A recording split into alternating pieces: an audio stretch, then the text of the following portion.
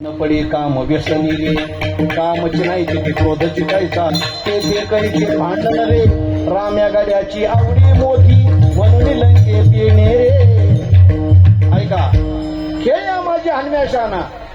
सर्व संसाराच्या खेळामध्ये आपण सर्वजण खेळ खेळतोय. तुमचा आमच्या सर्वांचा खेळ चालू आहे. जीवन म्हणजे काय, खेळायचे. आणि आपल्या सर्वांच्या खेळ खेळणाऱ्यांच्या मध्ये हनुमंतराय शहाणे ठरली. न पडे काम व्यसनी रे, मग काम विकार या अर्थाने घ्या, नाही तर इच्छा या अर्थाने घ्या. निरीच्छ जीवन.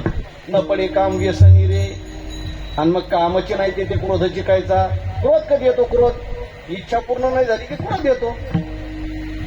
भावाची भांडणं कधी होतात? बापलेकाची भांडणं कधी कधी होतात? पती पत्नीचे भांडणं कधी होतात?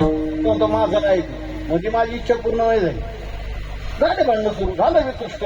कामाची नाही ते क्रोधाची कायचा, मग ते कैचे भांडण रे. आणि काम क्रोध नाहीत म्हणून राम्या गाड्याची आवडी मोठी म्हणून लंके पिणे रे.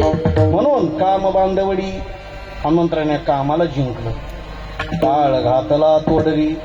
तोडा म्हणजे पायामध्ये त्या ठिकाणी बाहुली करून त्या ठिकाणी काळाला बांधावं. शरीर वज्राईशी, शरीर वज्राप्रमाणे टणक म्हणजे कणक. जसं हे कामाला जिंकलं ना काम, त्या ठिकाणी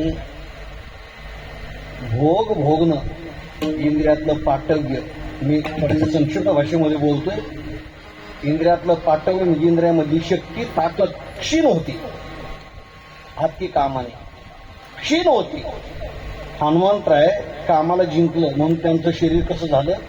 बलवान बलदंड. शरीर वज्राईशे, कवळी ब्रह्मांड जो पुच्छे, आणि ज्यांची पुच्छ म्हणजे शेपूट. ब्रह्मांडाला त्या ठिकाणी काय करायची ताकद आहे?